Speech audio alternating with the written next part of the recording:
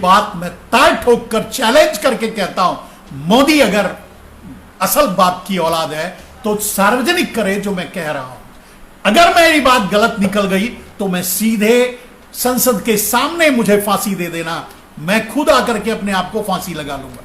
अंधों का देश है, कायरों का देश है, बहरों का देश है। अगर यह देश कायर नहीं होता तो मुट्ठी भर मुगल इस देश पर राज नहीं करते। अगर यह देश कायरों बुजदिलों का नहीं होता तो गिनती के गोरे आकर इन्हें डंडे मारकर इनकी मां बहन का बलात्कार करके इनका ऐसी तैसी करके चले गए और 200 साल राज कर लिया। Criminal, he is the bloody criminal. इस ये जियो के जरिए ये रेडिएशन फैलाया जा रहा है। नरेंद्र मोदी 84 करोड़ लोगों को भारत में मारना चाहता है। It's world order. दुनिया के पूंजीपतियों का यह आदेश है कि पूरी दुनिया में भारत में 84 करोड़ लोगों को मारना है, यानी पूरी दुनिया से कम 60% लोगों को मार दिया जाए। आप बैठे रहेंगे, आपको लगेगा कि आपको सांस लेने में दिक्कत हो रही है, और अगले 2 मिनट के बाद आप गिरेंगे, तड़पना शुरू करेंगे, सांस लेने में परेशानी होगी और आप मर जाएंगे। 84 करोड़ लोगों को मारेगा नरेंद्र मोदी। मौत चाहे जैसे भी हो, जब तक नरेंद्र मोदी भारत की कुर्सी पर बैठा है आपका मरना तय है। नरेंद्र मोदी के डीएनए के बारे में मैंने पहले ही बता चुका हूं कि यह गद्दारों का डीएनए है। भारत को गुलाम बनाने वाले यही गुजराती गद्दार थे। जितने गद्दार थे वो सब गुजराती थे। सारे के सारे बाहरी आक्रमणकारी, चाहे मुगल हो, चाहे डच हो, चाहे फ्रांसीसी हो, चाहे पुर्तगाली हो, चाहे ब्रिटिश हो, जितने भी बाहरी आक्रमणकारी आए वो आखिर गुजरात से ही क्यों आए? ये सबसे बड़ा सवाल है। और कभी भी गुजरात में लूटपाट नहीं की। गुजरात में जो हुआ वो गुजरातियों की मिलीभगत से हुआ। सोमनाथ का मंदिर भी मुगलों के द्वारा लूटा गया, लेकिन वो गुजराती उसमें शामिल थे और उन्होंने हिस्सेदारी ली थी वो मंदिर तोड़वा करके, क्योंकि उसमें बहुत ज्यादा हीरे जवाहरात जड़े हुए थे। उस जड़ों को गुजरातियों ने आपस में बांटा। और आप जानते हैं भारत में सबसे ज्यादा अगर हीरे का व्यापार, जवाहरात का व्यापार कहीं होता है तो वो गुजरात में होता है। तो कैसे होता है ये हमेशा अब समझ गए होंगे। दूसरा जो सबसे बड़ा पहलू है मेरे दोस्तों, कि मैं हमेशा कहता हूं कि ये गद्दारों का खून है, क्योंकि इतिहास में मैंने कभी इनको देश की लड़ाई लड़ते हुए नहीं देखा है। कभी मैंने इनको देश के लिए लड़ते नहीं देखा है। 1947 से पहले एक भी क्रांतिकारी, शहीद क्रांतिकारी, पटेल और सरदार और गांधी का नाम नहीं लेना, दोनों शहीद भी नहीं है, दोनों क्रांतिकारी भी नहीं थे। एक भी क्रांतिकारी मोदी शाह पारेख मेहता नहीं मिलेगा। एक भी मोदी शाह पारेख मेहता कभी भारत की किसी सीमा पर शहीद नहीं हुआ है। मेरी कम से कम 45 साल की उम्र पढ़ते लिखते बीता है। उससे पहले मैं बच्चा था, नहीं समझा होगा, लेकिन इस उम्र में 45 साल में मैंने एक मोदी को, एक शाह को, एक मेहता को शहीद होते नहीं सुना है। आपने सुना है तो मुझे जरूर बताइएगा। दूसरी बात, जबकि भारत में जितने भी financial, institutional, well organised crime हुए हैं वो सारे के सारे गुजरातियों ने किए हैं। ओनली 90%, और आज भी प्रमाण है, 90% ब्लैक मनी गुजरातियों के पास है। 90% बैंकों का पैसा लेकर भागे हुए गुजराती हैं। 90% बैंकों का पैसा लेकर एनपीए यानी डुबाए हुए गुजराती हैं। 90% जो माफ किया गया है 8 लाख करोड़ के आसपास, नरेंद्र मोदी ने राइट ऑफ करवा दिया बैंक का, वो उसमें 90% गुजरातियों का नाम है। यानी चोरी में ये सबसे आगे हैं, धोखा में ये सबसे आगे हैं, देश को लूटने और लुटवाने में सबसे आगे हैं, देश को बचाने में कहीं दिखाई नहीं देते। तो उस डीएनए की पैदावार, गद्दारों की पैदावार नरेंद्र मोदी और अमित शाह देश के लिए क्या करेगा ये आप खुद समझते हैं। और ये ताल ठोक कर मैं कहता हूं। और जानते हैं मैं ये कहता हूं इसीलिए सुरक्षित हूं, क्योंकि नरेंद्र मोदी को पता है जिस दिन ये बात, मेरी बात, ये जो मैंने 4-5 पॉइंट्स दिए, ये बात मैं नरेंद्र मोदी को चैलेंज देता हूं, अपने मां बाप की असल औलाद है, तो सिर्फ जो मैंने बोला कि 90% ब्लैक मनी गुजरातियों के पास है, 90% एनपीए गुजरातियों का है, 90% बैंकों का लोन गुजरातियों ने ले रखा है, 90% पैसा लेकर भागे गुजराती हैं, इनकी लिस्ट जारी कर दो अगर असल बाप की औलाद हो। नहीं कर सकता। जिस दिन करेगा पूरे देश में तहलका मच जाएगा। और जिस दिन, और जानते हैं मैं इसीलिए सुरक्षित हूं, जिस दिन मुझ पे हाथ डालेगा उस दिन यह मुद्दा पूरे देश के आंखों के सामने होगा, देश के कानों के सामने होगा, देश की निगाहों के सामने होगा, देश में डिबेट बन जाएगा। इसीलिए मैं सुरक्षित हूं। आपसे भी गुजारिश करता हूं, इस मुद्दे को लोगों तक पहुंचाइए। सारे चोर गुजराती हैं। 85% भारत के संसाधनों पर गुजरातियों का नाजायज कब्जा है। और अब तो नरेंद्र मोदी पूरे देश को ही अडानी अंबानी को बेच देना चाहते हैं। कोई सवाल नहीं उठाता, कोई सवाल नहीं उठाता, न कोई बड़ा मीडिया, न कोई बड़ा पत्रकार, न कोई बड़ा नेता, न कोई विपक्ष, न कुछ नहीं, कोई सवाल। और जबकि इसी पे सीधे डिबेट की बात, सीधे सवाल करना चाहिए कि आखिर सारा देश अडानी अंबानी को ही क्यों। और इसका तो प्रमाण है, नरेंद्र मोदी देश को बता के आए थे कि जब काला धन आएगा तो 20-20 लाख सबको दे देंगे। काले धन का नाम तक नहीं लिया, एसआईटी में सुप्रीम कोर्ट में फंसा दिया।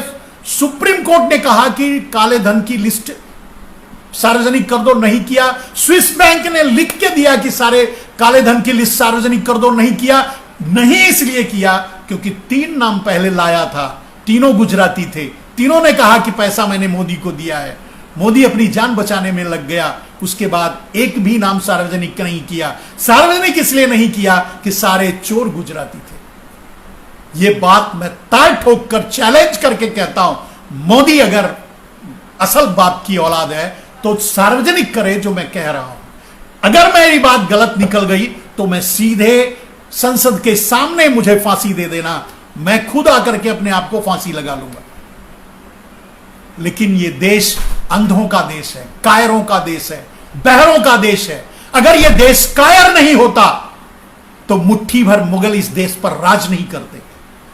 अगर यह देश कायरों बुज़दिलों का नहीं होता तो गिनती के गोरे आकर इन्हें डंडे मारकर इनकी मां बहन का बलात्कार करके इनका ऐसी तैसी करके चले गए और 200 साल राज कर लिया। अगर थप्पड़ों से मारते तो उनको मार डालते। आज भी भारतीयों के खून में, रग रग में कायरता भरी पड़ी है। और यह कायरता ही है जो कम से कम नरेंद्र मोदी से भी यह सवाल नहीं पूछ सकते उनके कर्मों के बारे में, उनके कुकर्मों के बारे में, उनकी बातों के बारे। नरेंद्र मोदी ने जो कहा कि मैं ये करूंगा वही नहीं पूछ पाते तो बाकी क्या पूछेंगे। दोस्तों, तो अभी मैंने एक विषय जो था स्पाईवेयर की बात आप लोगों के सामने रखी। मैं आप लोगों के सामने दूसरी बात जो मैंने कहा था कि मैं दूसरी बात भी आपको, 2 बात आज आपको समझाने वाले थे।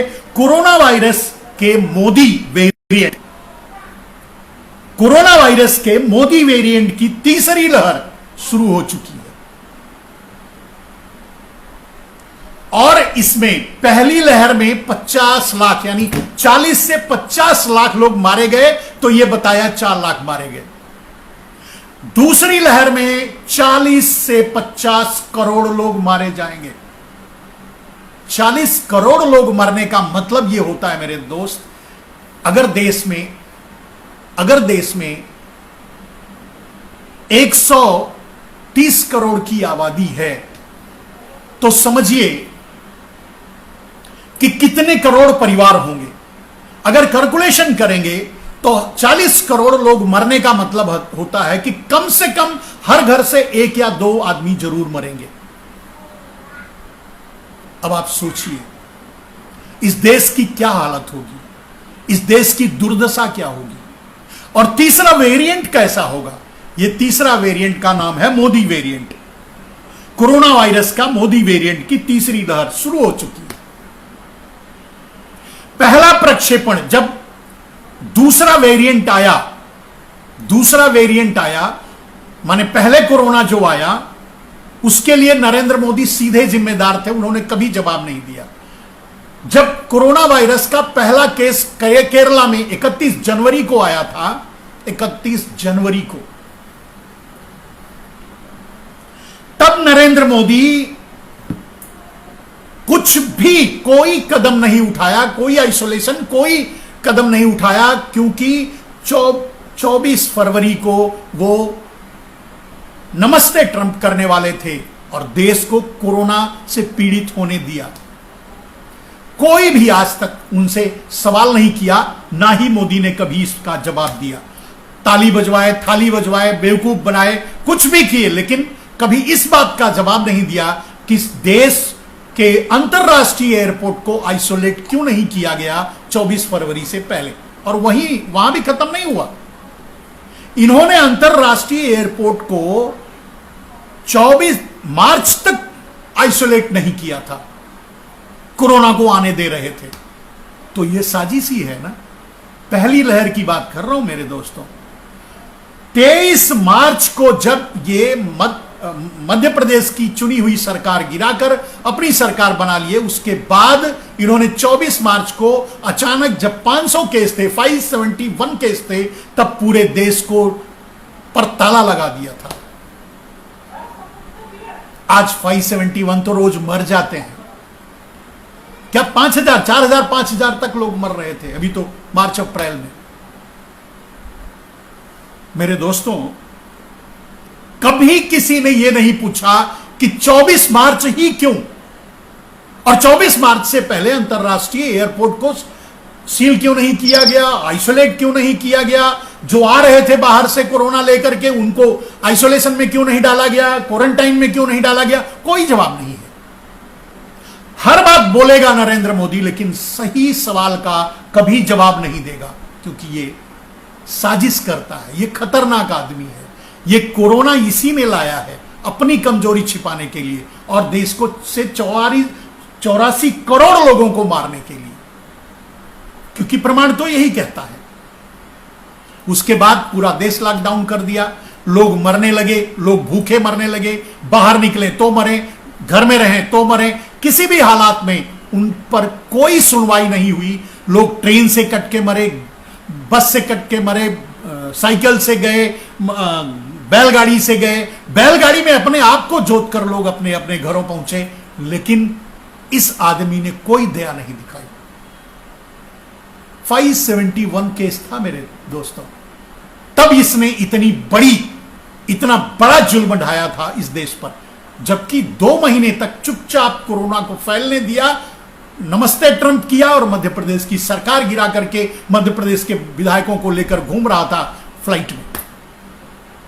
Criminal, he is the bloody criminal. इस आदमी को मैं बोल नहीं सकता।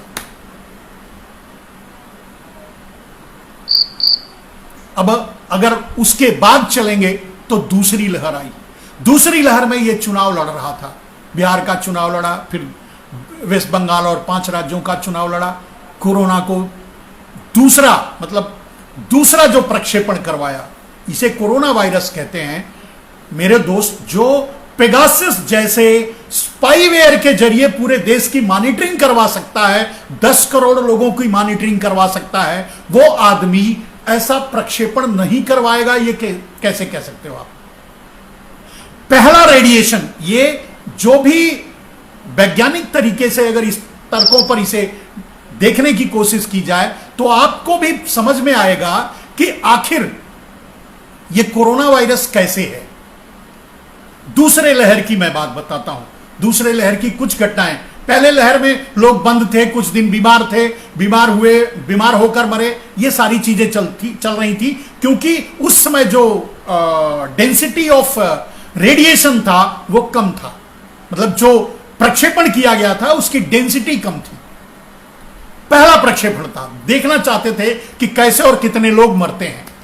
उसमें सिर्फ बुजुर्ग मर रहे थे, और जो जिनका इम्यून सिस्टम कमजोर था वो मर रहे थे। दूसरा प्रक्षेपण इन्होंने कहां से करवाया? दूसरा प्रक्षेपण इन्होंने महाराष्ट्र से करवाया, क्योंकि इनकी सरकार महाराष्ट्र में नहीं है। आपने देखा कि सबसे पहले महाराष्ट्र पर प्रकोप गिरा, मतलब जो प्रक्षेपण का केंद्र बिंदु था वो महाराष्ट्र था। जो वो रेडिएशन का केंद्र बिंदु के, जैसे भूकंप का केंद्र बिंदु होता है, तो रेडिएशन का केंद्र बिंदु था जो प्रक्षेपण किया गया था वो महाराष्ट्र था। फिर बाद में पूरे देश में फैला।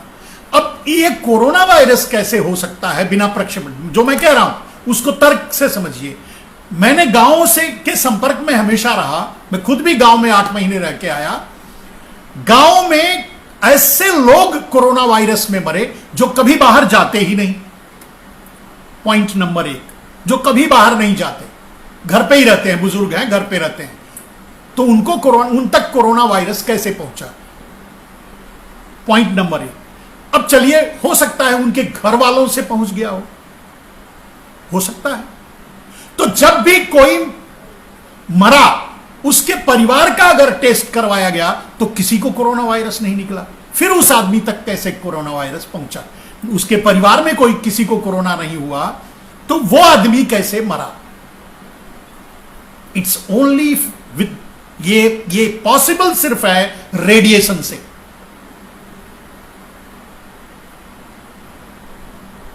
जो मैं समझता हूं कि ये जियो के जरिए, जियो इनके कंट्रोल में है।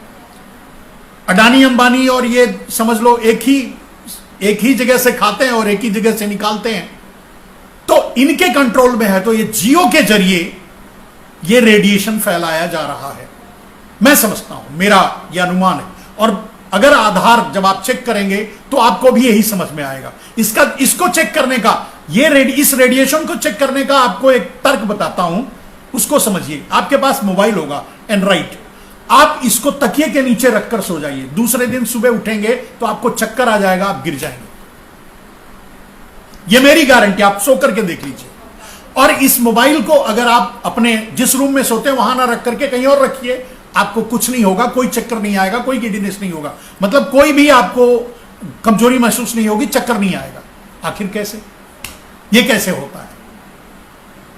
तो ये साबित करने के लिए कि मोबाइल के जरिए जो रेडिएशन फैलाया गया उसके द्वारा जो मरे उसे क्या कहेंगे आप? और ये फैलाएगा कौन? नरेंद्र मोदी। क्यों फैलाएगा? आप सवाल ऐसे उठ सकते हैं कि आखिर नरेंद्र मोदी ऐसा क्यों चाहेगा? नरेंद्र मोदी 84 करोड़ लोगों को भारत में मारना चाहता है। It's world order.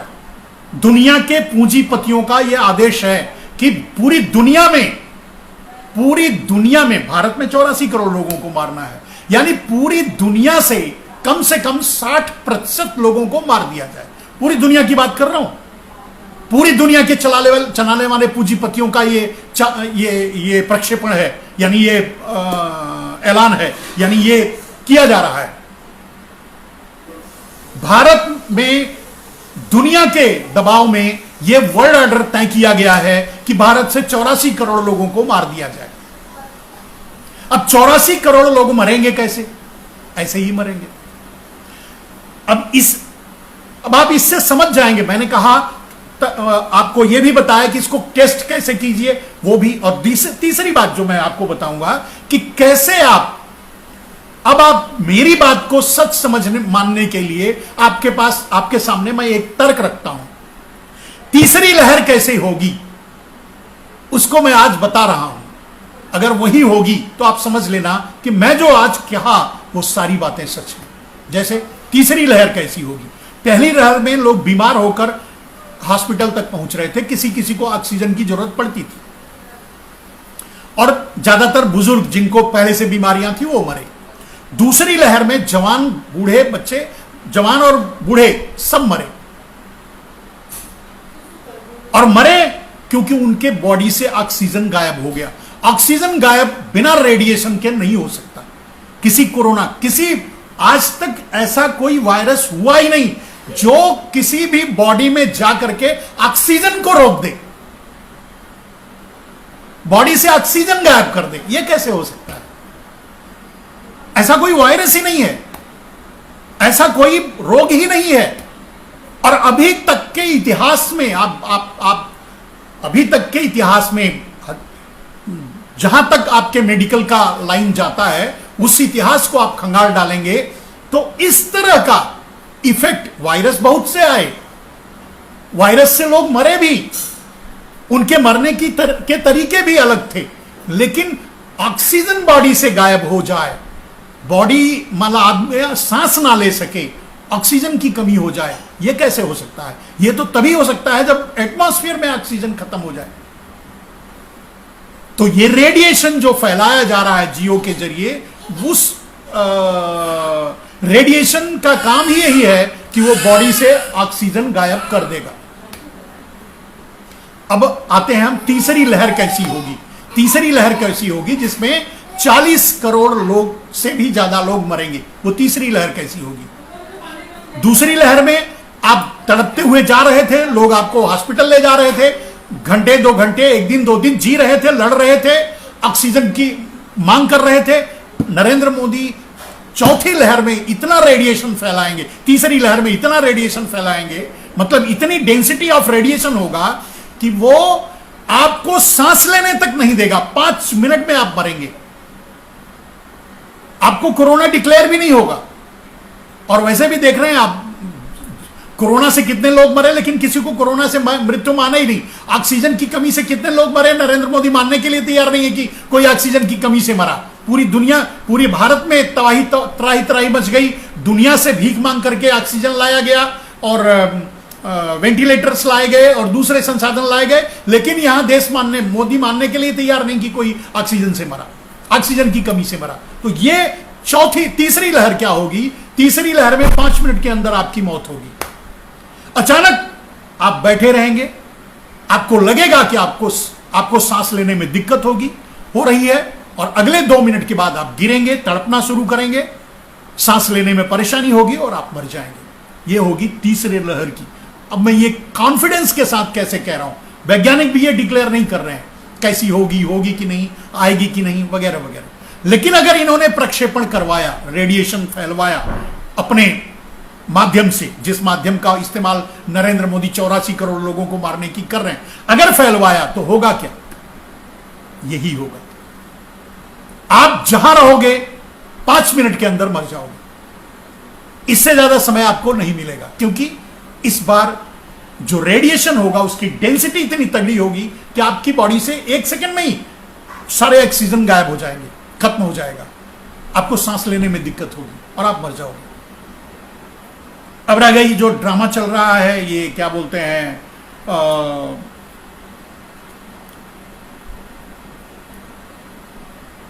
जो लगा रहे हैं इंजेक्शन, उसको क्या बोलते हैं, एंटीवायरस इंजेक्शन लगा रहे हैं ना, उसका क्या है? वो तो इम्यून सिस्टम को डेवलप करने के लिए है, वो कुछ नहीं कर पाएगा, वो आपको बचा भी नहीं पाएगा, वो आपको बचा भी नहीं सकता। ये तो मोदी का बिजनेस है। और आप समझो, आपको जो वैक्सीन दी जा रही है वो कितना इफेक्टिव है। जो आदमी वायरस फैला सकता है, जो आदमी स्पाईवेयर के जरिए 10 करोड़ लोगों की मॉनिटरिंग कर सकता है, वो आदमी, जो आदमी 50 लाख लोग मर जाएं और वो मानने के लिए तैयार ना हो, वो आदमी, आपको लगता है कि वो सही वैक्सीन भी देगा? मुझे वैक्सीन से कोई मतलब नहीं है, वैक्सीन पे मैं सवाल नहीं उठा रहा हूं, मोदी की नीयत पे सवाल उठा रहा हूं कि जब मोदी ने यह निर्णय लिया है कि 84 करोड़ भारतीयों को मारना है, तो फिर वैक्सीन दे क्यों रहा है? थोड़ी वसूली करने के लिए, या फिर जो पैसे हैं देश के पास अभी वो गायब करने के लिए? नाम देगा मैं फ्री में दे रहा हूं, बाप का माल है, नरेंद्र दामोदर दास मोदी के बाप, क्या बोलते हैं, दामोदर दास मोदी कमा के गए थे, वो फ्री में दे रहा है, बोलता है ऐसे ही, मीडिया में तो ऐसे ही बोलता है, हम फ्री में दे रहे हैं, बैनर तो ऐसे ही लगे हैं कि जैसे वो दामोदर दास की कमाई थी और सबको बांट रहा है, तो फ्री बोल सकता है भाई। ये है। तो दोस्तों, अगली लहर के लिए भी आप तैयार रहिए। अगली लहर में 40 करोड़ लोग मरेंगे हर घर से। और ये बात अभी मैं नहीं कह रहा हूं, जब पहली लहर आई थी, पहला कोरोना वायरस चल रहा था, तब का मेरा वीडियो उठाकर देख लीजिए, तब भी मैं यही कहा था 84 करोड़ लोगों को मारेगा नरेंद्र मोदी। मौत चाहे जैसे भी हो, जब तक नरेंद्र मोदी भारत की कुर्सी पर बैठा है, आपका मरना तय है, आपको मरना ही होगा। और इस बार जानते हैं, डेंसिटी ऑफ रेडिएशन इतना ज्यादा होगा कि सबसे ज्यादा इम्यून रखने वाले बच्चों तक को भी इफेक्ट करेगा। इसीलिए पहले से ही शगुफा फैला रहा है कि इस बार बच्चे भी मरेंगे, मैंने कुछ नहीं किया। इस बार बच्चे भी मरेंगे, इसीलिए शगुफा फैला रहा है, क्योंकि उसे मालूम है कि बच्चे मरेंगे, बच्चे भी मरेंगे इस बार। क्योंकि सबसे ज्यादा 18 बरस से नीचे के और 5 बरस के बाद और 12 समझ लो, 12 से 18 बरस के बच्चों में सबसे ज्यादा पावरफुल इम्यून सिस्टम होता है। अब वो भी मरेंगे, यानी डेंसिटी ऑफ रेडिएशन इतना तगड़ा होगा। अब अगर आपको लगता है कि आपको जिंदा रहना है, आपको अपने देश को बचाना है, अपने बच्चे को बचाना है, अपनी बीवी को बचाना है, अपनी मां बाप को बचाना है, अगर बचाना है तो आपको मोदी को हटाना होगा, आपको मोदी का इलाज ढूंढना होगा। अगर मोदी रहा तो दुनिया की कोई ताकत आपको नहीं बचा सकती। 40 करोड़ लोग, ये लिख करके रख लीजिए, अपने पर्स में डाल लीजिए, वीडियो सेव कर लीजिए। 40 करोड़ लोग तीसरी लहर में मारे जाएंगे। बचे हुए 40 करोड़ लोग चौथी लहर में मार दिए जाएंगे। मामला साफ। 84 करोड़ का टारगेट नरेंद्र मोदी मारने का तय करेंगे। और जब तक नरेंद्र मोदी हैं, मौत के सिवा वो इस देश को कुछ नहीं दे सकते। चैलेंज है, देखते रहिए, वॉच करते रहिए। ये मैंने जिस दिन नरेंद्र मोदी कुर्सी पर बैठे थे, उस दिन भी ये बात शुरू की थी कि नरेंद्र मोदी 84 करोड़ लोग, ये अब की बात नहीं कह रहा हूं मैं। जब नरेंद्र मोदी कुर्सी पर बैठे थे, यानी 2014 में जब प्रधानमंत्री बने थे, 6 महीने के बाद पूरा एनालिसिस, जब इन्होंने एफडीआई को 100% कर दिया और भारत में जितनी भी विदेशी कंपनियां थी उसको स्वदेशी डिक्लेयर कर दिया, माने काले धन को राष्ट्रपति शासन राष्ट्रपति काले धन को राष्ट्रीय संपत्ति घोषित करने की बजाय अंडरग्राउंड कर दिया। करेंसी में जो ब्लैक मनी था उसको गुजरात ले जाकर बदल लिया। माने जब ये गद्दारी करना शुरू किया, तब से मैं बोलना शुरू किया। आज जो कृषि बिल है, इस पर मैं 2015 में जब ये 3 बार लेके आए थे भूमि अधिग्रहण बिल, तब मैंने ये कहा था कि ये सांप है, इस बार ये चुप गया। ये सांप जैसे ही फन गिराएगा, उठेगा और काटेगा।